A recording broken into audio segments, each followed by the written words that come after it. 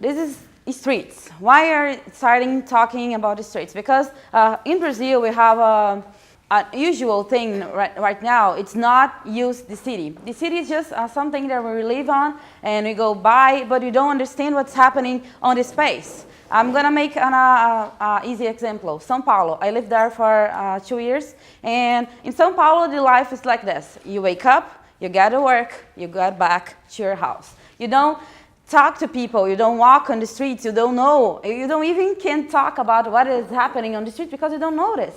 So the streets is a very important thing on the revolution happening in Brazil, and Out of Access is trying to understand it and putting things on the street to make people contact the other. That's a very important thing to realize. People are not getting on streets. They don't know where is the museum, they don't talk on the streets, they don't sit down, they don't watch the trees, they don't see the sky, nothing. They all use the streets as a way to get to the work and a way to get back. So they are very important. That's where the revolutions actually happen. Not only the march, the parades, the protests, the acts, no. Everything in Brazil in the last 3 months are being on streets, like classes, shopping, working, everything that's the next step from the revolution, because the march, the acts, people on the street, walking, that's just one thing. But working and getting classes, I think that's the most amazing thing. You go to a class and you're on the square. So that's pretty much what's happening in Brazil right now. People are taking over the streets as their own. They're taking the city as their own. They're actually using public spaces as public spaces. So that's a very big point of it. Festival, it's the other big one, because culture is not actually, they were like the everything on the world, they were not actually taking public spaces, but festivals has always done.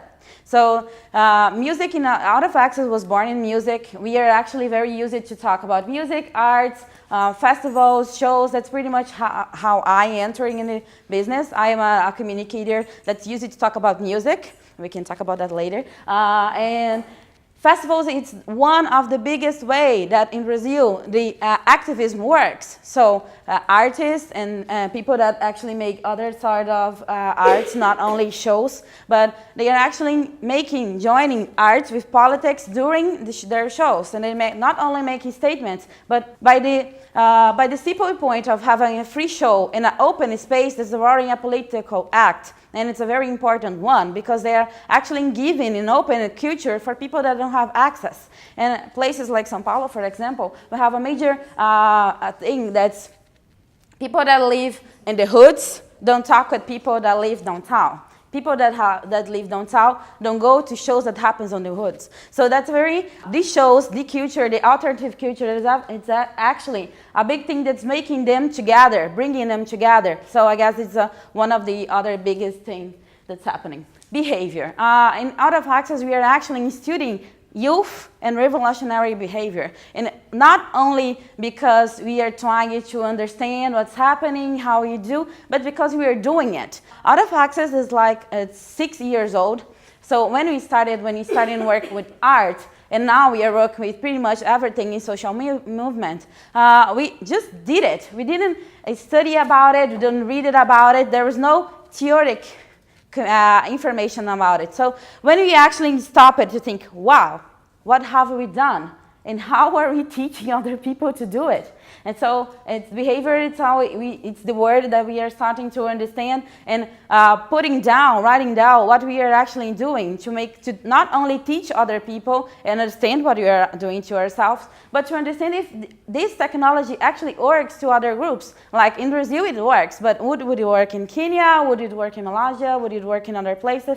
And it's true behavior that we're actually doing it. And for women and for everything, it's for all the genders, it was very important to understand their role into it. So that's one of the biggest. And NINJA, it's the first one. NINJA, it's an acronym for Narratives, Independent Journalism, and Action. That it's pretty much where I work right now, and it's That was what I was talking about before. It's the one that wants to understand and giving narratives by the people, not by the major media. This is what actually happening. This is actually happening a lot in the revolution, because in the journeys in Brazil. Because I know that you all read Le Monde, El País, this is the big newspaper, and we are actually getting frustrated about it because we are doing like major things, but the media don't retract it. And when they do talk about it, it's like this million of people making mass on the streets and big traffic bad. So so we're starting to tell the history our own. That's the thing that I'm passionate about media activists, because I'm telling my history, and people will know what I want to tell and how I want to tell. So the ninja are actually thinking about it. Can you come back, please, to the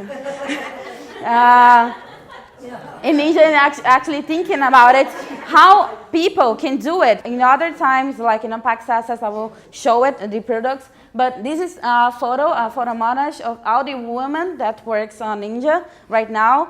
This is 25. I have pretty much 300 people working. This is only the 25 that are actually the leaders of the movement. So we have a lot of 150 women working on the streets. So I guess it's Ninja is actually helping women to go through streets and tell their own histories. Because let's speak the truth. When you are on the streets and you are a man and you have 5 policemen going after you, that's something. When you are a woman, that's a very different thing. Especially if you are alone, especially if you don't know your rights, especially if you are doing protests for your own gender. So Ninja is trying to help, it's helping people to show their histories live. That's another big thing. We are doing it live.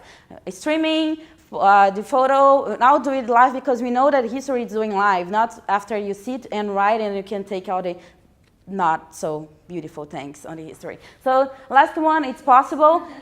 Possible is pretty much about what is possible now and how we are doing it. We are doing in the major question during when you're thinking about possible, it's economic.